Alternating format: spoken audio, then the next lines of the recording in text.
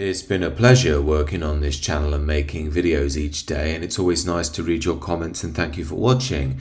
But this is perhaps the first video where I feel like I'm banging my head against the wall. This is because Keir Starmer is so obstinate in his belief that the only problem in Britain right now is the evil far right and the rest of it is just a multicultural utopia. All he has needed to do is state that there are problems across the board. By all means, condemn violence. By all means, condemn rioters or attacks on people. But when you simply deny that there are major issues in the UK, it just inflames things all the more. And just a quick note for Starmer's Stasi, who are obviously going to be snooping around every last area of the online world. I'm not pro the riots, I haven't condoned them at all. I'm not pro the violence. However, I think if anything, the riots have backfired on the British people because it's allowing Keir Starmer to push this narrative and crack down on normal people with average concerns. Obviously, we've seen violence on the streets again, and in response to that from the government and the media, we've had the line that it's all far-right evil people. Are the far-right people there? I'm sure. But are the genuine protesters there? I'm also sure of that. On top of this, we've had repeated claims that this is all down to misinformation and instigation online. Is there elements of truth to that? Yes, but again, they're ignoring the other side. Of course, the main point here is these riots didn't start because of some random piece of misinformation. They've been bubbling away for years and years and years, with people constantly ignored around their fears of mass immigration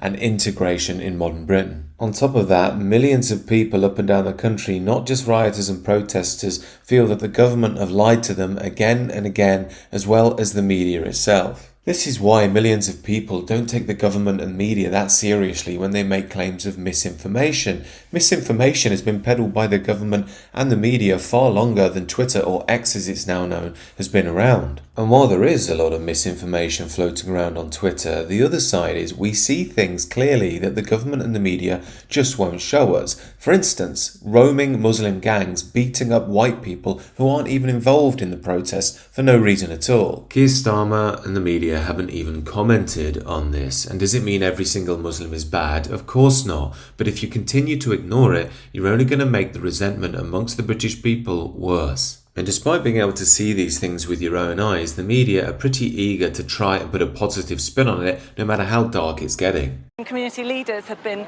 speaking to the police as well because... Free Palestine! Free Palestine! Fuck India! Right, I think, apologies for the language you're hearing, but a sense of the anger, I think you can hear there. Yeah, Katie, I think Becky, I apologise. We need to leave you there and get back to our establishment-approved narrative. And yes, admittedly, there is violence on both sides and that needs to be dealt with, but Starmer is just insulting the public intelligence when he claims there's no two-tier policing at all. What do you say to these accusations about two-tier policing? There's no two-tier policing.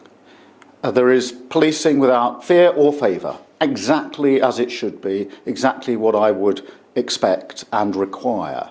So that is a non-issue. In my view, Keir Starmer's actions and rhetoric have only made things a lot worse. That's why he now needs a standing army to try and stem riots and protests. Starmer is playing such a risky game. One does wonder if he's doing this on purpose to try and inflame tensions and position himself as the saviour of multicultural Britain. After all, he seems totally dedicated to the safety of Muslims, and fair enough if they're being wantonly attacked, but he doesn't seem to be bothered at all when the reverse happens and hasn't even mentioned the safety of the British people after the Southport stabbings. After all, it's not out of the question that if this continues, he'll have to call in the army. Yet that opens another can of worms because the army is predominantly made up of working class white men. Are they going to want to go on the streets and fight people from their own communities? In essence, a lot of this just doesn't add up. Remember a short while ago, Keir Starmer was stating there are no prison spaces and he was going to have to let prisoners go early. And suddenly, he's having 24-hour courts and found plenty of space for all of the rioters to go to prison. Now, I stated when Keir Starmer's premiership began that many of us that are not of a globalist viewpoint should be buoyed by this because this would be the death of Blairism. However, this is happening a lot faster than I thought it would. It seems that the UK is now splitting apart at the seams,